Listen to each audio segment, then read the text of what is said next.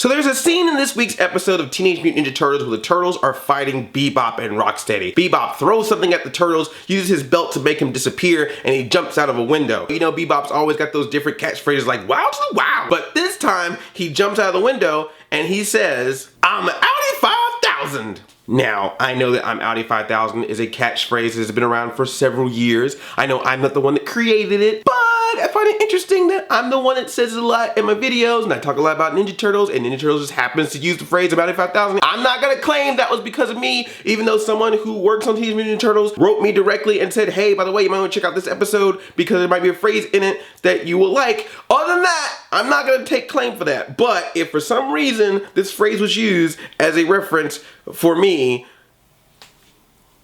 thanks, guys. You're so nice.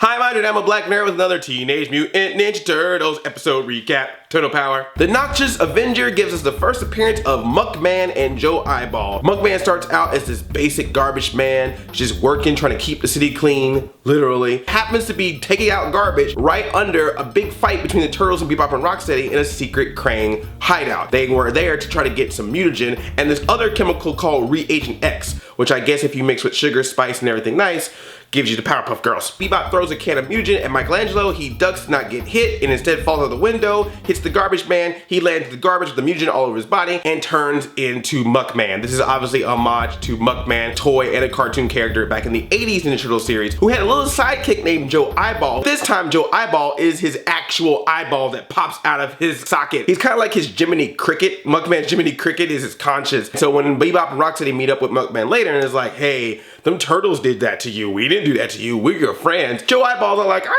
Muckman. We probably should listen to these guys. But Muckman just wants to get those turtle men. Obviously, there's a lot of references here to the Toxic Avenger, which I think is what Muckman is even based on in the first place. I wonder if they're going to do a crossover with Toxic Crusaders. Toxic Crusaders, Toxic Crusaders. Anyone remember that cartoon?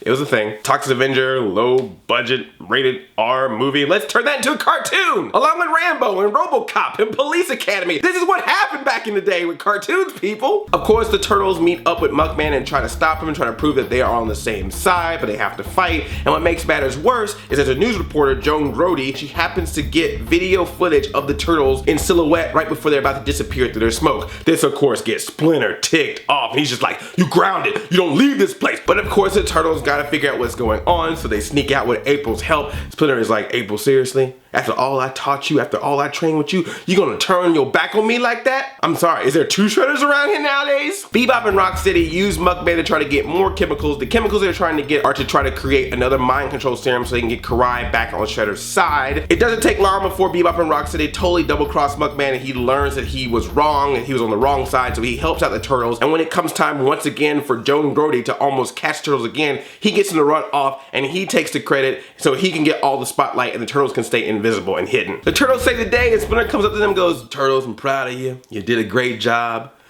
But you still snuck out of my house when I told you not to leave, and he just straight pimp slaps every single turtle. Leonardo, Donatello, Raphael, Michelangelo, and April tries to sneak out, and right before she sneaks out, she turns around and Splinter's just sitting right there like, hey, what's up? Episode's gonna end right here. It's gonna go into freeze frame, but we all know what happened after that. April got pimp slapped by a rat. Now I see why they call you Master Splinter. My name's Master Splinter, and if you sneak out of my place, then this brown rat's gonna pimp slap you right in your face. I'm the sewer dweller that you aim to please, so give me my sushi with an icicle made of cheese. Ha ha ha, Master Splinter. Turtles better have my pizza. This is a cute episode. I really liked how Muckman was made in this. I love the whole Joe Eyeball coming out of his eye socket. One of more mutants that we're gonna be getting. I already know that Mondo Gecko is coming up from the promos. There's probably gonna be some others because them toys gotta get sold. So let me know what you thought of Muckman in this episode and what other retro toys or characters from Ninja Turtles would you like to see make an appearance in this series. Hey Bebop, I love you like a play cousin. I'm Audi 5000. I'm Bebop. I'm a warthog. Wow to the wow.